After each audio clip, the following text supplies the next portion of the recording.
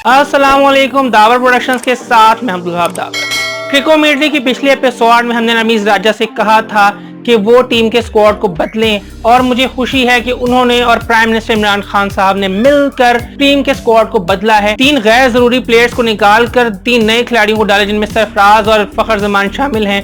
बहुत खुशी हुई इस बात को जानकर, और उससे बड़ी जो पाकिस्तान की जीत है वो ये है कि अब इंग्लैंड की टीम अब पाकिस्तान का दौरा भी कर रही है और न्यूजीलैंड की टीम ने रीशेड्यूल का फैसला भी कर लिया है। तो ये बहुत अच्छी खबर है पाकिस्तानी फैंस के लिए। आईसीसी T20 वर्ल्ड कप में जो हमारी टीम जा रही है वो एक बहुत अच्छी टीम होगी और बहुत से जो अनप्रोफेशनल प्लेयर्स हैं वो उसमें से निकल रहे हैं। शोएब मलिक की T20 स्क्वाड में शमूलियत खुश आइंद है। आजम खान से हमें कोई जाती दुश्मनी नहीं है। हमारी इंफॉर्मेशन के मुताबिक आजम खान का वेट 130 kg है।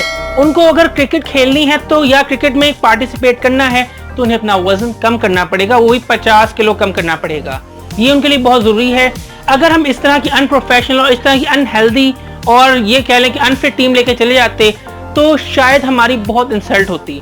पूरी दुनिया हम पर हंसती कि पाकिस्तान यहाँ खेलने आ रहा है यूएई में वर्ल्ड कप, और ऐसी टीम। यूएई की पिचेस बैटिंग पिचेस हैं तो देखने वालों को बहुत मजा आएगा, व्यूअर्स को बहुत मजा आएगा। छक्के चौकों की बरसात होगी। देखते हैं T20 वर्ल्ड कप में कौन जीता है, कौन अच्छी परफॉर्मेंस देता है और कौन हार के वापस आता है।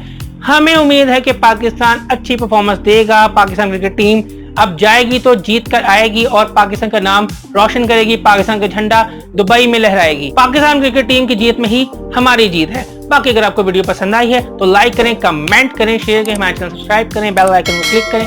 इसके अलावा आप हमें सोशल मीडिया की मुख्तलिफ वेबसाइट्स पर फॉलो भी कर सकते हैं। तो देखते रहिए दावर प्रोडक्शंस और मोहब्बतें बांटें। फी मान अल्लाह।